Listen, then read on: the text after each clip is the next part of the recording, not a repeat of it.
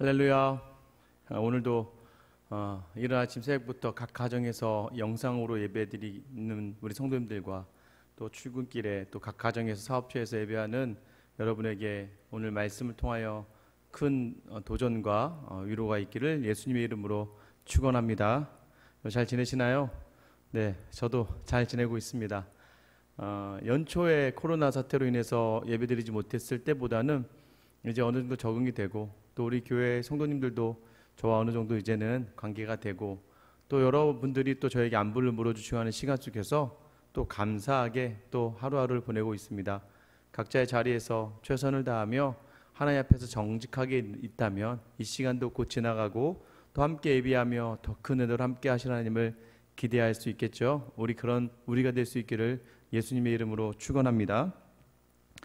사역자로 있다 보면은 간혹 이렇게 가슴 아픈 일을 겪을 때가 있어요. 특별히 이제 저희 아내는 저에게 이렇게 이야기합니다. 저는 이렇게 남자와 여자, 형제와 자매를 이렇게 연결해 주는 걸 좀 좋아합니다. 그런데 저희 아내는 그것을 굉장히 힘들어하고 어려워합니다. 왜냐하면 제가 일전에 소개시켜줬던 이 믿는 커플이 이제 결과적으로 이혼을 하게 되는 그 과정을 보게 되면서 아내는 가능한 한 그런 일들에 대해서 관여하지 않았으면 좋겠다 하는 경우가 있더라고요. 사실 그때는 저도 마음이 좀 많이 아팠습니다. 왜냐하면 믿는 형제 또 자매가 이제 하나님 앞에서 서약을 하고 예배를 드리고 결혼을 했는데 살아가면서 이렇게 이혼하는 과정을 보면서요, 참 쉽지 않구나라는 생각을 가지게 되었어요. 처음에는 둘이 너무나 결혼하고 너무나 사랑하니까 결혼하지 않았겠어요? 그런데 살 때는 정말 아름다운 모습이었는데 이제 서로 뭔가 이유가 생겨서 갈라지게 됐을 때는요, 정말 재판까지 가는 그런 가정들도 봤는데 너무나 어렵다. 심지어는 저에게 이 둘 다 제가 알고 있는 그러한 상황인데도 저에게 증언을 서달라고 하는 모습 보면서 참 어려웠습니다. 또 재판으로 가게 되면 어떻게 됩니까? 이제 정말 남이에요. 정말 남이 되어서 돈 문제로 가게 되더라고요. 어떻게든 돈을 서로 먼저 더 많이 가져가기 위해서, 또는 어떻게든 상대방의 문제다라는 것으로 강조하면서 얘기하면서 이 모든 과정을 마치려고 하면서 싸우더라고요. 그 모습을 보면서 참 마음 아파했습니다. 그래서 이 고린도 교회 안에서도 결혼을 해야 되느냐 말아야 되는 문제가 있었다고 제가 말씀드렸잖아요. 바울은 이 결혼관에 대해서, 남자와 여자가 사는 것에 대해서 어떤 생각을 가지고 이렇게 전할까요? 오늘 본문 말씀 보면은 바울은 일단 8절과 9절에 자기 생각을 이야기합니다. 내가 결혼하지 아니한 자들과 과부들에게 이르노니 나와 같이 그냥 지내는 것이 좋으니라. 만일 절제할 수 없거든 결혼하라. 정욕이 불같이 타는 것보다 결혼하는 것이 나으니라. 자, 결혼하지 않거나 이혼을 했거나 또는 혼자 남은 지들에게 이렇게 이야기하는 거예요. 뭐라고요? 그냥 자신과 같이 혼자 지내는 것이 더 좋다. 이 말의 의미는 여러분 이제 그냥 혼자 있는 게 좋다라는 것이 아니라 바울의 모든 핵심은 하나님의 영광이었습니다. 그리스도의 십자가였잖아요. 그러니까 바울은 혼자 이렇게 있는 것이 더 하나님께 집중할 수 있지 않겠느냐라고 이야기하면서 오히려 나는 볼 때는 이것이 더 믿음을 지켜내기에는 좋은 여건인 것 같다라고 이야기해요. 그러나 절제할 수 없거든. 무엇입니까? 특별히 정욕이 불같이 타는 것보다는 결혼하는 것이 좋다라고 이야기해요. 우리가 이제 제가 형제자매들 보면서 느꼈던 것은, 남자친구가 있었던 자매는 남자친구 헤어지고 나면 그 결핍의 빈자리가 너무 커요. 그래서 다른 형제가 있어야 됩니다. 또는 남자친구가 있었던 자매는 남자친구랑 헤어지고 나면 그 결핍의 자리가 크기 때문에 다른 남자친구가 있어야 되는 것이에요. 결혼도 마찬가지입니다. 내 배우자가 나의 어떤 부분을, 역할을 보조해주고 함께 해줬는데 그 결핍이 크다 보면 이것이 단순히 성적인 부분뿐만 아니라 가정 안에서 부부와의 관계 속에서 여러 가지 결핍의 문제들이 일어나게 되다 보니까 그것으로 말미암아 다른 가정하고 비교하게 되거나 또는 스스로 자책하거나 그 상황으로 가게 되거든. 절제하지 못할 어려움이 있거든. 그 결핍을 채우려고 한 또 욕심으로 말미암아 죄를 짓기보다는 그러려거든 다시 결혼하는 게 낫다라는 거예요. 그러니까 내가 혼자 할 수 있어라는 그 자랑에 있지 말라고 이야기합니다. 결국요, 혼자 있는 것이 좋지만 절제할 수 없거든. 음행을 피하는 방법으로 결혼을 하라고 이야기해요. 특별히 결혼하고 있는 부부의 상황에서는 어떻게 이야기합니까? 10절 11절 말씀이죠. 결혼한 자들에게 내가 명하노니 명하는 자는 내가 아니요 주시라. 여자는 남편에게서 갈라서지 말고 만일 갈라섰으면 그대로 지내든지 다시 그 남편과 화합하든지 하라. 남편도 아내를 버리지 말라. 자, 결혼을 했다면 믿음을 가진 이 형제 자매가 결혼을 했다면 믿음이 있는 형제라면 믿음이 있는 자매를 버리지 말아라. 갈라서지 말아라. 믿음이 있는 자매라면 믿음이 있는 형제와 갈라서거나 버리지 말아라 라고 이야기하고 있는 거예요. 왜냐하면 믿음으로 여러분 결혼 어떻게 했습니까? 여러분 결혼식이 아니에요. 믿는 사람들은 결혼 예배입니다. 혼인 예배로 하나님 앞에 서약하면서 드렸어요. 제가 얘기했잖아요. 결혼을 하면서 내가 누리기로 작정을 하고 결혼을 하면 그 순간 끝나는 거예요. 그러나 연애를 하는 것들 바라보면서 내가 저 형제를 저 자매를 하나님이 주신 교회로 섬기기로 작정을 하며 결혼한다면 되는 겁니다. 그래서 이런 부탁을 드리잖아요. 섬기기로 결혼하는 거예요. 오늘 내 남편과 내 아내가 부족함이 많아요. 섬기려고 노력하면 이 섬기려고 하는 마음, 헌신하려고 하는 마음 누구 때문에요? 하나님 때문에. 그렇다면 그 하나님 때문에 갈라서지 말고 버리지 말라고 하시는 것이죠. 또 더 나아가서는 무엇입니까? 만약에 이제 믿지 않는 배우자가 있을 경우에 믿지 않는 배우자랑 살 때는 어떻게 해야 되냐고 얘기하냐면 12절부터 14절에 나와요. 만일 나머지 사람들에게 내가 말하노니 자 이는 주의 명령이 아니라라고 이야기합니다. 그러니까 앞에 결혼한 믿음이 있는 형제 자매가 결혼했을 때는 절대 버리거나 갈라서지 않는 것이 좋다라는 거예요. 그러나 믿음이 없는 지체와 결혼했을 때 같이 살 때는 자 만일 어떤 형제에게 믿지 아니하는 아내가 있어 그럼에도 불구하고 남편과 함께 살기를 좋아하거든. 믿음은 없는데 이 남편을 너무 좋아해. 반대로 여자도 마찬가지입니다. 13절이죠. 여자도 남편이 믿음은 없는데 아내와 살기를 좋아한다는 건 무엇이에요? 믿음이 없음에도 불구하고 자기 아내와 자기 남편을 사랑하고 아끼고 있는 그 마음이 있다면 버리지 말라는 거예요.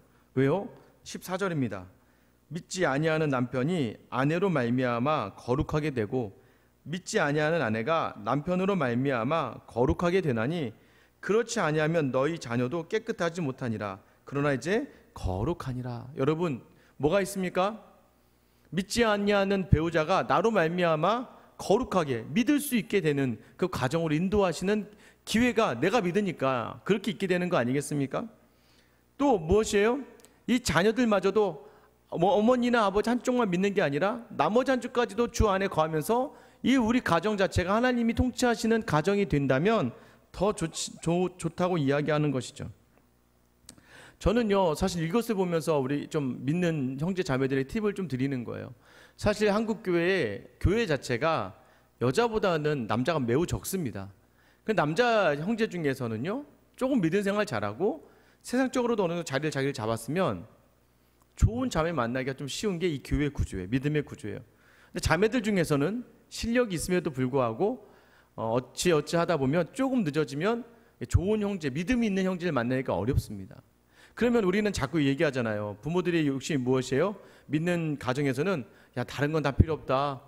믿는 사람아 정말 믿는 사람이면 된다라고 이야기하지만 믿는 사람 중에 제대로 된 형제 자매가 없을 수가 있거든요. 특별히 좋은 자매는 많은데 좋은 형제는 한 20대 초중반에 일찍이 좋은 자매에게 채여갑니다.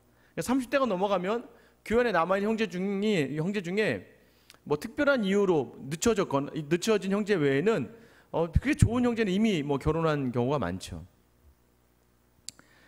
그래서 제가 자매들에게 이야기합니다. 믿지 않는다 할지라도 여기서 말한 것처럼 나를 너무 사랑해주는 남자, 인성과 또 개념이 있는 그러한 형제, 또 믿지 않는 여자라 할지라도 정말 나를 사랑해주면서 정말 인성이 정말 좋은 그런 자매면 된다는 거예요. 나의 종교의 생활을 나를 사랑하기 때문에 인정해주고 존중해주면서 내가 교회 생활을 하다 보면 나의 거룩함, 내가 열심히 잘 섬겨서 그의 마음 가운데 그 거룩한 마음, 하나님의 마음이 심겨질 수 있는 기회가 된다는 거예요.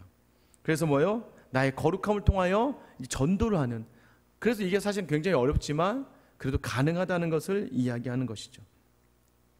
근데 15절 보세요. 혹 믿지 아니하는 자가 갈리거든 갈리게 하라. 형제나 자매나 이런 일에 구애될 것이 없느니라. 믿지 않는 자가 야 이제 헤어지자라고 하면 헤어지라는 거예요. 왜냐하면 믿지 않는다? 절대 믿지 않을 것 같고, 또한 나의 믿음을 방해하는, 믿지 않은, 아예 신앙의 자체를 거부하는 그러한 배우자가 있다면, 그때는 뭐예요? 차라리 갈려서 하나님을 온전히 섬기는 게 낫다라고 하는 것이 바울의 말이에요. 그럼에도 불구하고 바울은 뭐라고 이야기합니까? 16절에 보시면, 아내된 자여 내가 남편을 구원할는지 어찌 알 수 있으며 남편된 자여 내가 아내를 구원할는지 어찌 알 수 있으리요. 이것은 무엇입니까? 안 믿는 남편과 아내를 구원할 수 있지 않겠느냐. 그러니 조금 더 참아내고 인내하며 바라봐봐라 라는 말일 수도 있지만, 반대로 생각해 보세요. 구원할는지 어찌 알 수 있으리요? 무엇입니까? 내가 힘들고 어려운 상황을 그 소망과 기대를 붙잡고 뻑뻑뻑뻑 기다린다고 해서 그가 구원받는 건 아니라는 것이죠. 이거는 무엇입니까? 여러분, 그래서 오늘 말씀은요, 그래 이혼해라, 이혼하지 말라. 여러분, 저는 믿음이 있는 자들끼리라면, 믿음이 있어 서로 간에 있어서 하나님 앞에 서약하면서 예배를 드리고 하나가 되었으니까, 가능한 한 서로의 믿음을 점검하면서 바라보면, 하나님을 주인 삼으면 다시 그 가정을 돌아보면 가정이 회복된다는 건 확실한 것이죠. 그런데 문제는 무엇이에요? 만약에 믿음이 있다 할지라도, 믿음이 없는 건 우선 말할 필요도 없지만, 믿음이 있는데도 불구하고 이혼을 하는 경우 케이스들이 있죠. 양쪽 다. 우리가 그럴 때 어떻게 바라봐 줘야 됩니까? 여러분, 만약에 여러분이 부모예요. 여러분의 자녀가 이혼을 하고 돌아왔어요. 그럼 여러분 뭐라고 이야기합니까? 자녀를 죄인 취급합니까? 야, 이 죄인아, 어떻게 이혼을 하냐? 하나님 앞에서 예배드리고 어떻게 이혼할 수 있느냐라고 질책하나요? 아니죠. 아니야. 너는 잘 될 거야. 너는 잘 섬길 수 있을 거야. 오히려 이게 더 행복하다면 엄마는, 아빠는 너를 지지해. 부모는요, 자기 자녀의 이러한 연약함을 결코 질책하거나 죄라고 단정 짓지 않아요. 무엇입니까? 하나님의 마음이 그렇다는 거예요. 16절 하반절 우리가 읽지 않았는데요, 다시 한번 볼게요.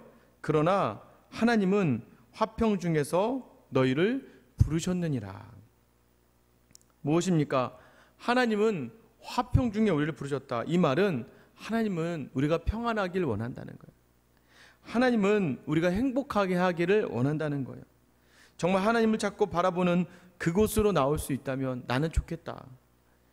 여러분, 오늘 말씀 보면서 우리는 함부로 다른 사람의 가정에 대해서 이야기하면 안 돼요. 이혼해라, 말아라, 내가 책임질 거 아니면 그렇게 얘기하는 것 아니죠. 가정의 문제로 어려운 가정들이 좀 있어요. 여러분, 버텨도 되죠. 왜요? 버텨야 됩니까? 하나님이 구원의 은혜를 주실는지 어떻게 알겠습니까? 그런데 너무 힘들어서, 정말 힘들어서 살지 못한다? 죽을 정도다? 그러면 그것도 네가 바라는 평안이라면, 행복, 하나님 안에 거하는 것이라면 너무나 큰 죄책 가운데 있지 말아라. 네가 감당하지 못할 것까지 억지로 감당해내면서 믿음이 없는 배우자를 통해서, 믿음이 없는 그 배우자를 바라보면서 힘들어하는 그 세월 가운데 있다는 것, 그것이 어려울 수 있으니까. 그러나 그것을 네가 포기한다 하여도 하나님은 정죄하는 분이 아니시라는 거예요. 어떻게 해서든지 모두가 다 하나님을 향하게 하신다는, 우리의 평안을 바라시는 하나님이 우선이에요. 그래서 결혼을 해라 말라. 바울이요, 애매모호하게 이야기하지 않습니까? 이것은 뭐예요? 하나님의 마음이 그렇다는 거예요. 하나님의 마음은요, 그 결과 끝에서 우리가 잘했다면 칭찬하시는 분이지만, 우리가 실수하고 또 버겁고 힘들어서 내려놓은 일들에 대해서 우리를 책망하시는 분이 아니라 우리를 위로하시고 우리를 격려해 주시는 분이라는 거예요. 우리의 행복을 원하시는 그 하나님. 그래서 우리가 오늘 하루를 하나님이 원하시는 자리에 설 수 있는 이유가 무엇입니까? 하나님이 바라시는 자리니까, 하나님이 나를 사랑하시니까, 하나님 내가 행복하길 원하시니까 그 하나님이 주신 행복을 바라보며 이 자리에 있는 것 아니겠습니까? 오늘 하루 부디 여러분의 자리에서 여러분의 배우자를 향하여 조금 더 사랑으로 다가가고 헌신으로 나아갈 수 있기를 바라요. 그리고 여러분의 가정 안에서 내 귀신이 가정 하나님 주신 것으로 인정한다면 그 구원의 확신한 소망을 가지고 담대하게 버티어 이기고 승리하시기 바랍니다. 혹여나 가정의 여러 가지 일들로 말미암아 낙심하고 넘어지셨나요? 여러분 스스로를 작작하지 마세요. 하나님은 여러분의 평안을 원하십니다. 다시 한번 하나님께 힘을 달라고, 하나님 날 위로하시고 감당할 능력 달라고 기도하면서 오늘 이겨내어서 여러분이 속한 그 가정, 내 자녀, 내 남편, 내 아내, 내가 가는 곳곳마다 다시 한번 이러한 우리의 평안이 거하는, 하나님이 주시는 평안으로 충만한 그런 천국을 경험하는 귀한 하루가 될 수 있기를 예수님의 이름으로 축원합니다.